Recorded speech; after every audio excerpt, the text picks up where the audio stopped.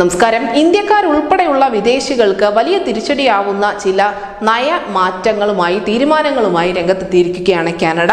ജോലിക്കും പഠിക്കാനും എത്തുന്ന വിദേശികളുടെ എണ്ണം കുറയ്ക്കാനാണ് നിലവിൽ കനേഡിയൻ ഭരണകൂടം തീരുമാനിച്ചിരിക്കുന്നത്.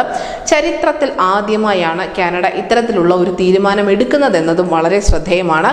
ഇതിന്റെ ഭാഗമായി വിദേശ വിദ്യാർത്ഥികൾ ഉൾപ്പെടെ താൽക്കാലിക താമസക്കാരുടെ വിസ ചട്ടങ്ങൾ കർശനമാക്കാനാണ് ഇവർ തീരുമാനിച്ചിരിക്കുന്നത്.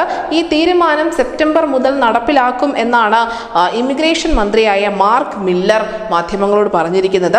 അടുത്ത 3 വർഷത്തിനുള്ളിൽ രാജ്യത്തെ മൊത്തം ജനസംഖ്യയുടെ 5% താൽക്കാലിക താമസക്കാരുടെ എണ്ണം കുറയ്ക്കാനാണ് കാനഡ ലക്ഷ്യം വെക്കുന്നത്.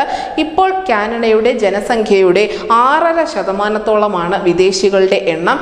എന്തായാലും കാനഡയെ വലിയ തോതിൽ തന്നെ പഠനത്തിനും മറ്റ് ജോലി ആവശ്യങ്ങൾക്കും ഒക്കെയായി ഇന്ത്യ ഉൾപ്പെടെയുള്ള രാജ്യങ്ങൾ ആശ്രയിക്കുന്നുണ്ട്. ഇവിടുത്തെ യുവാക്കൾ ആശ്രയിക്കുന്നുണ്ട്.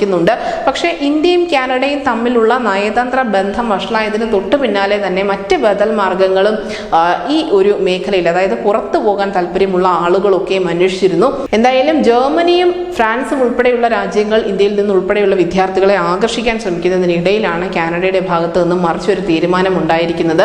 എന്തായാലും ലക്ഷ്യം ഇന്ത്യ മാത്രമല്ല, മറിച്ച് ആ രാജ്യത്തെ താൽക്കാലിക താമസക്കാരുടെ എണ്ണം ആനുപാതികമായി നിർത്തുക എന്ന ഒരു വലിയ ലക്ഷ്യം കൂടി കാനഡയ്ക്കുണ്ട്. നിലവിൽ എന്തായാലും ഇത് സംബന്ധിച്ച് വലിയ ആശങ്ക വിദ്യാർത്ഥികൾക്കിടയിൽ ഉൾപ്പെടെ നിലനിൽക്കുന്നുമുണ്ട്. News desk CCTV Malayalam.